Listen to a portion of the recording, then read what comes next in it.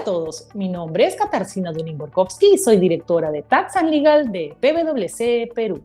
Bienvenidos a un episodio más de Infocus, el podcast donde semanalmente desarrollamos las normas y jurisprudencias más importantes en materia tributaria y aduanera y también analizamos las normas legales y noticias más importantes y su impacto en las empresas. En esta semana, SUNAT ha publicado 2 informes en su página web. El primero refiere a la aplicación del ITF a las operaciones con dinero electrónico. La conclusión más relevante es que los depósitos o retiros en cuentas de dinero electrónico no están gravadas con el ITF. Por otro lado, SUNAT señala que el pago de cuotas a empresas del sistema financiero utilizando dinero electrónico sí se encuentra gravada con el ITF. El segundo informe concluye que para determinar la utilidad operativa trimestral que constituye la base imponible del impuesto especial a la minería, resulta deducible la participación de los trabajadores en las utilidades que forme parte del costo de ventas. A continuación, conversaremos con Roberto Polo sobre las modificaciones que el Decreto Legislativo 1527 ha realizado a la Ley del Impuesto a la Renta en lo referido a los documentos con los cuales justificar los incrementos patrimoniales originados en donaciones.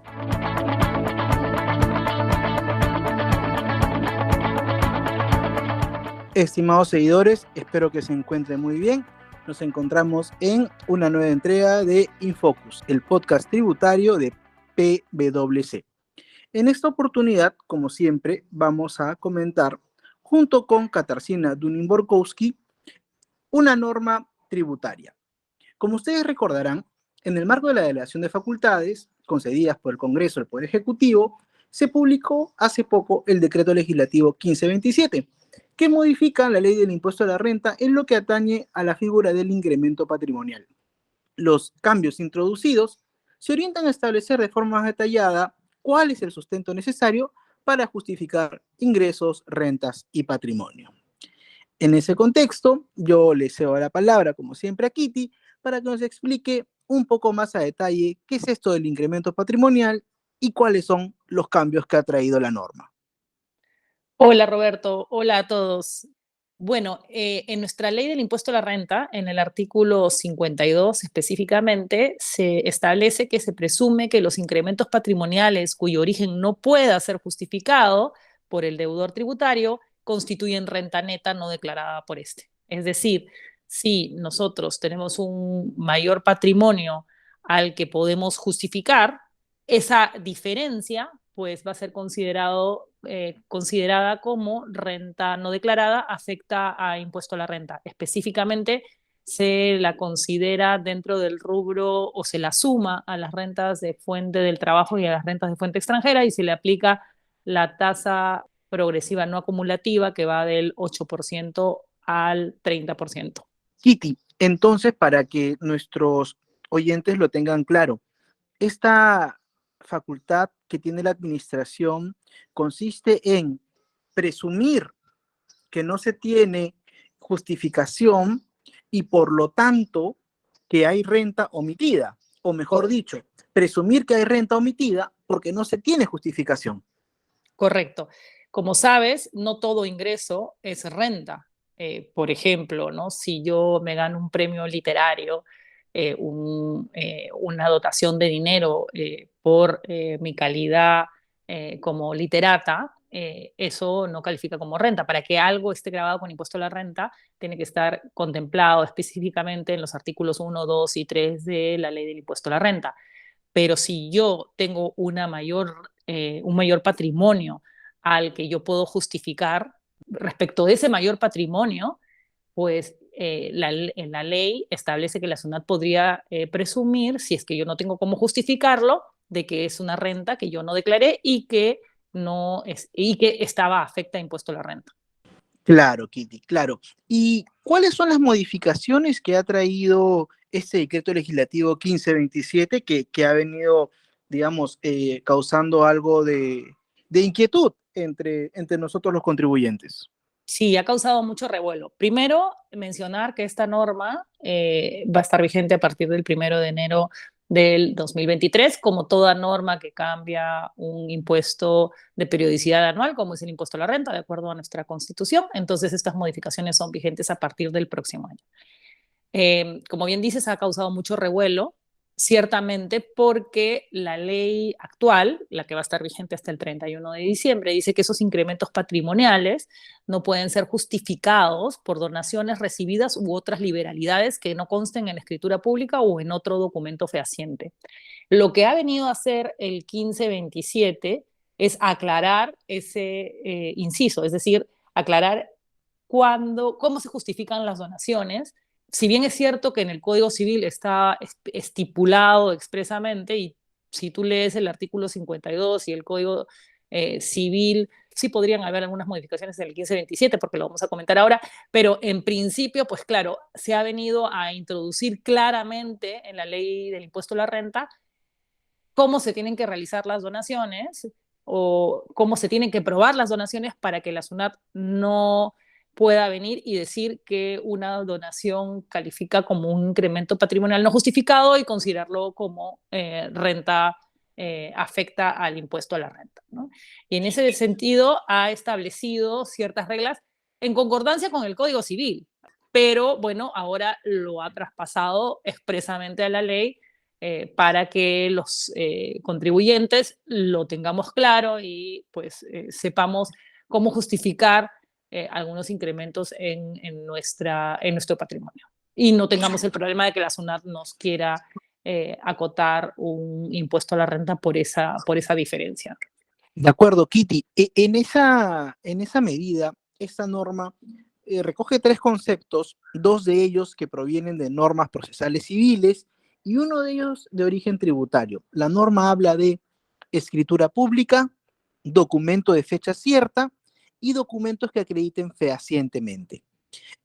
Quizás tú no puedas explicar cómo está regulado esto de la documento de fecha cierta, escritura pública, y para qué supuestos están pensados ahora desde la perspectiva tributaria. Yo creo que hay que hacer una relación entre el Código Civil y la ley tributaria, ¿no? A ver, una escritura pública es un documento protocolar emitido por un notario, ¿no? En el cual un acto, ¿no? Un acto entre dos partes o también puede ser unilateral, en el cual se eleva a, valga la redundancia, a una escritura pública. Es un documento que consta en los archivos de los notarios y que pues es plenamente ubicable, ¿no? Y el notario certifica cuándo ha ocurrido ese acto. El Código Civil en el artículo 1625 te dice claramente que los inmuebles, la donación de inmuebles debe constar en escritura pública, ¿no? Entonces, esa regla está en el Código Civil y también se ha trasladado siempre al ámbito tributario. Si a mí me van a donar un inmueble, me lo tienen que donar en escritura pública, porque el Código Civil dice que si no se hace por escritura pública, tiene un vicio de nulidad y por ende no es válido. Luego, bueno, tenemos los documentos de fecha cierta y en esa medida el artículo 1624 del Código Civil dice que si el bien vale más allá de un cuarto de un OIT, pues debe figurar en un documento de fecha cierta. ¿Qué cosa es un documento de fecha cierta? El artículo 245 del Código Procesal Civil dice que un documento privado adquiere fecha cierta y produce eficacia jurídica como tal en el proceso desde 1, la muerte del otorgante; 2, la presentación del documento ante funcionario público; 3, la presentación del documento ante notario para que certifique la fecha o legalice la firma; 4, la difusión a través de un medio público de fecha determinada o determinable; y 5, otros casos análogos. Luego dice, bueno, que excepcionalmente el juez puede considerar como fecha cierta la que haya sido determinada por medios técnicos que le produzcan convicción. Por ejemplo, hay una casación de la Corte Suprema que establece que el sello del notario dando inicio al proceso de escritura pública, que es el ponerle sello a la minuta, pues también es un supuesto análogo y por ende califica como fecha cierta. Y luego, como tú bien dices, ya en el ámbito tributario está el concepto de fehaciencia. El concepto de fehaciencia o la fecha fehaciente es un concepto bastante más amplio que la fecha cierta. también más gaseoso, ¿no? Porque claro, en la fecha cierta tienes los supuestos específicamente señalados, pero la fecha fehaciente, pues no hay ninguna descripción ni en la ley civil, ni en el Código Procesal Civil, ni en la ley tributaria qué cosa es fehaciente, sino nos tenemos que remitir pues al diccionario de la Real Academia Española, y ahí se dice que fehaciente es lo que prueba o da fe de algo de forma indubitable. Entonces, cuando preparábamos este podcast, Roberto, pues pensábamos en supuestos de fehaciencia, ¿no? Por ejemplo, fehaciencia en el caso de regalos de bodas, siendo que este es uno de los temas de los cuales vamos a conversar, es, por ejemplo, el dar el dinero a través de una empresa que canaliza la entrega de regalos. Entonces, ahí puede existir un registro en el cual un tercero certifica de manera fehaciente, valga la redundancia, de que el regalo se dio.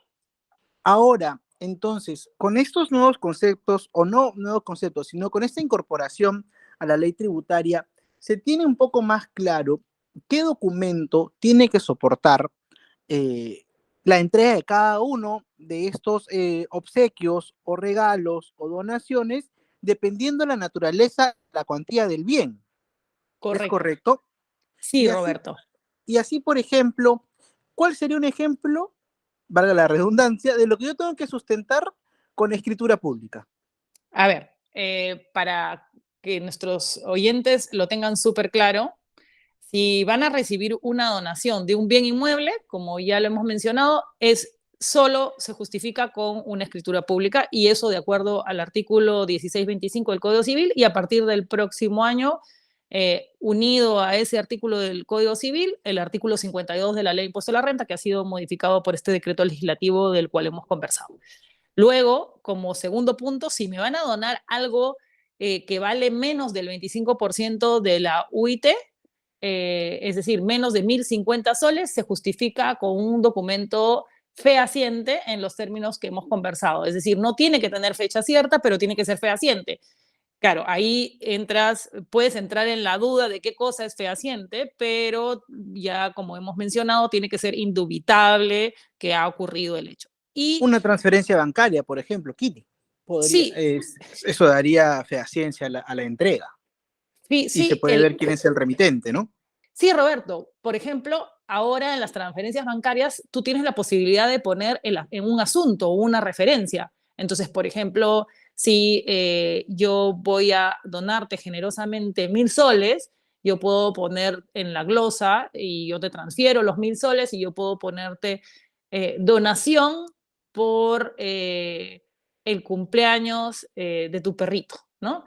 Entonces, Claro. de esa manera, pues queda indubitable en el sistema del banco que hubo una entrega de dinero y que hubo una referencia, ¿no? Entonces, esos campitos de los bancos ahora van a servir para eso, entre otras cosas, ¿no?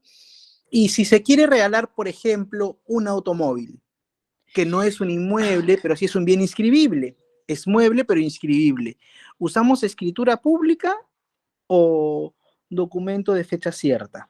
Si el bien vale más allá del 25% de una OIT, tiene que ir por documento de fecha cierta, ¿no? Correcto, correcto. Y en este caso, bueno, la escritura pública es un documento de fecha cierta, pero la transferencia de bienes automotores o de bienes automóviles ocurre pues con un documento protocolizado ante la notaría, que no es una escritura pública en, sí, en estricto, pero sí es un documento que el notario le da fecha cierta, ¿no? Que le da fecha, le dice cuándo ocurrió. Si el bien es como producto de un matrimonio o bodas, la palabra que utilizan expresamente es bodas y similares o acontecimientos similares, la ley del impuesto a la renta a partir del próximo año un poquito difiere de lo que dice el Código Civil, porque el Código Civil dice, oye, todos los regalos por nupcias o eventos, o donaciones, me refiero, por nupcias o eventos, tienen que regirse de acuerdo a las reglas generales. Y las reglas generales, como les decía, bienes inmuebles, escritura pública, bienes muebles menores de 25% UITs, del 25% de una UIT, acuerdo puede ser verbal, más allá de 25% de UIT es con fecha cierta. La ley tributaria lo que te dice es inmuebles, escritura pública, más de 25% de la UIT, fecha cierta, menos del 25% fehaciencia, y en el caso de bodas no te pone monto, pero sí te dice que tiene que ser fehaciente, ¿no? En caso de bodas o similares. Entonces, en cierta forma, te genera una posibilidad de sustentar regalos de bodas y similares a través de no solamente de las opciones de fecha cierta que ya hemos mencionado, sino de otros supuestos que podrían ser fehacientes, que Claro, deberían ser fehacientes. digamos que ahí faltó conversar en ese último punto la norma civil de derecho común con la norma tributaria. Quizás el legislador tributario, en una concepción un poquito más comprensiva, no ha querido atar a esta formalidad de fecha cierta a algunos obsequios que se pueden dar en estos eventos. ¿No es cierto? Lo puntual, Kitty, y que tú nos estás explicando muy bien, es que ahora sí hay reglas para cada tipo de dádiva, donación, liberalidad, obsequio o regalo a favor de terceros. Y que, digamos, es responsabilidad de las dos partes ahora tener cuidado, y por dos partes me refiero a quien regala y a quien recibe el obsequio, de cuidarse con estas formalidades a fin de no tener mañana más tarde alguna situación no querida frente a la administración tributaria. Correcto, sí. Y yo creo que también va de la mano un poco de la lucha contra la evasión y la ilusión. Yo presumo que si se ha querido aclarar esta normativa dentro de la ley tributaria, se debe a que probablemente algunos contribuyentes hayan querido justificar algunos incrementos patrimoniales con regalos de boda o por actos similares que no consten de manera fehaciente, ¿no? Y puede haber habido algún tipo de discusión en relación a eso. Ahora, como tú bien dices, y bueno, hemos leído varios artículos en relación a este tema, como tú bien dices, la ley tributaria ahora es un poco más generosa en lo que se refiere a los regalos de bodas y similares, porque ahora te dice, oye, tiene que ser con documento fehaciente. Antes era con fecha cierta, es decir, al día de hoy, perdón, al día de hoy es con fecha cierta, de acuerdo al Código Civil unido a la ley tributaria. Correcto, correcto, Kitty. Bueno, como ven, nuestros oyentes seguramente tienen ahora más información, más detalle de cómo sustentar sus operaciones. Esa es la idea que nosotros siempre tenemos. Como decimos, tratar de transmitir los conceptos tributarios de forma clara y sencilla. Yo no tendría nada más que agregar ni que consultar, Kitty. Solo hasta la próxima semana. Hasta la próxima semana, Roberto.